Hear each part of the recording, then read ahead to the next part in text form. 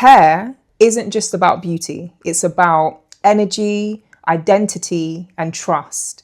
And learning who to let touch your hair is also learning who to let into your energy. So yesterday, I went to the hairdressers for a little trim. Shout out to George. I go every 3 months, and I think this was my 5th session with him now. And I was just sitting in the chair, he was finishing up, and I was like, oh my gosh, this is longest relationship I've ever in my life with a hairdresser. I got thinking and I was like, what is it that keeps me coming back here? This is what I love about George, yeah? He cuts my hair how it's supposed to be cut. With afro hair, you're supposed to cut it in its natural form. Right now it's shrunk because we washed it and all of that. What he does is he'll brush it all out into a big afro, and then we cut it into the shape. Not we, he cuts it into the shape, and he'll section it off and kind of do like my little bangs and all the little bits that I have, right? Then we'll wash it, then we'll style it. But what people traditionally do and what they're taught, if they don't really go into learning about afro hair or have that kind of hair themselves, they will wash it, wet it, cut it into a straight line, and then blow it out and style it. And my hair just doesn't like that. Even with afro salons, sometimes they don't get it. Like there's a lot of heat, there's a lot of tonging, there's a lot of blow drying, and they'll still cut it in that way. So it's quite rare to come across people that cut your hair, dry cut it, curly. So how we care for ourselves and how we let others care for us is a clear reflection of how we've learned to honor ourselves. The thing is, when I was younger, I didn't love my hair. I always felt, I was made to feel like it was too much, it's too thick, it's got too much going on, it's just complicated, just like a lot to deal with. So I internalized that and took that on, and I didn't really know how to take care of my hair. But growing up, I've realized that it wasn't my hair that was the problem. It was how the world talked about it and how I learned to see it. I've had so many experiences, let me say bad experiences, with my hair throughout the years. And I think I was about 12 years old. And I told my older sister, really want to get highlights. She let me get highlights. So the woman's confident, yeah, I can do the highlights, whatever. She does bleach blonde highlights. She literally takes sections like this.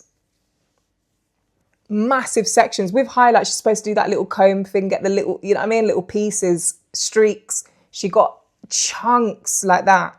Slapped on that bleach blonde dye. She done it all over my head. It just looked crazy. Within a few weeks, my hair was falling out. Yeah, that was a really bad experience, but kind of put me off a lot, and I'm not surprised. But then there's another time I remember, there's so many, but these are the ones that come to my head.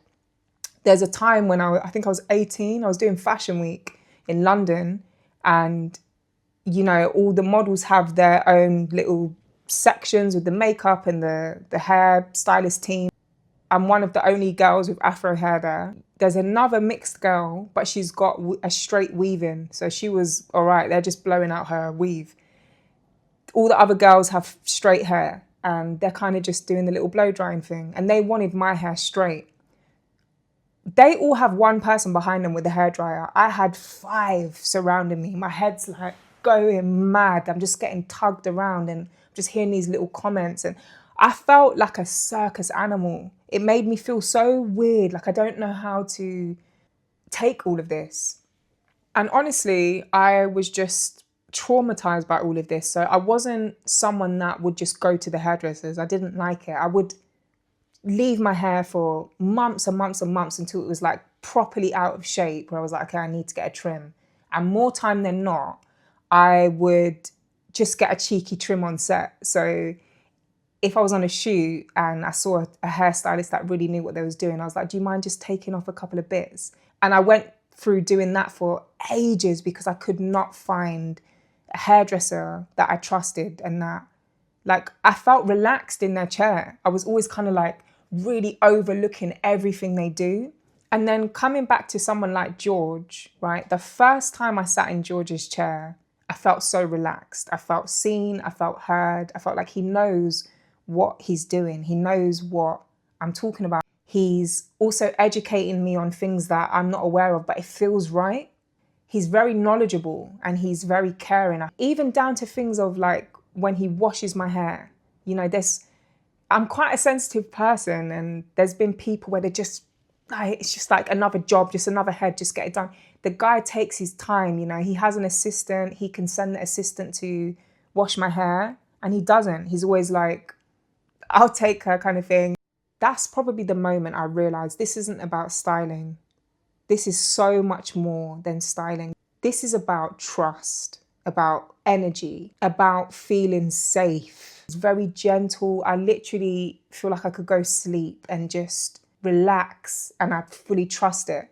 I saw that through experience. You can't just go to someone because they're in this nice bashy salon and it looks like this, and they've told you they've cut afro hair before, and you're thinking, all right.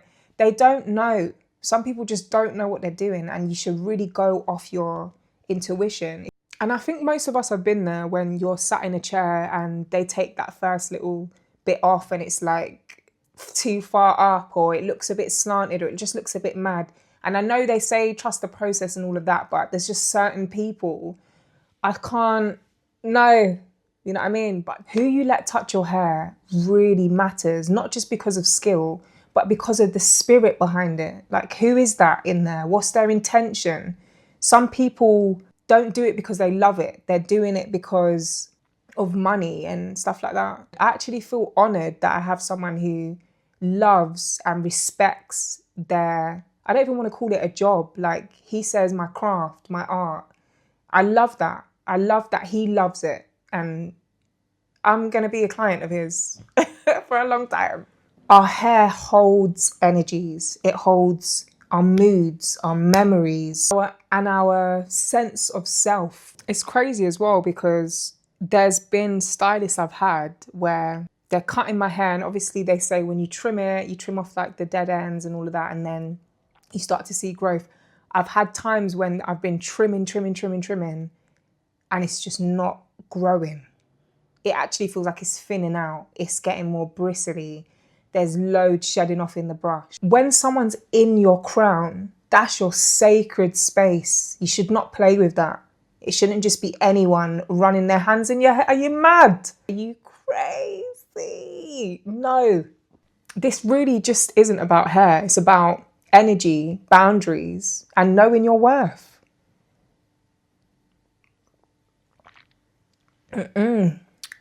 Your hair, it's your crown, it's a really important part of your being.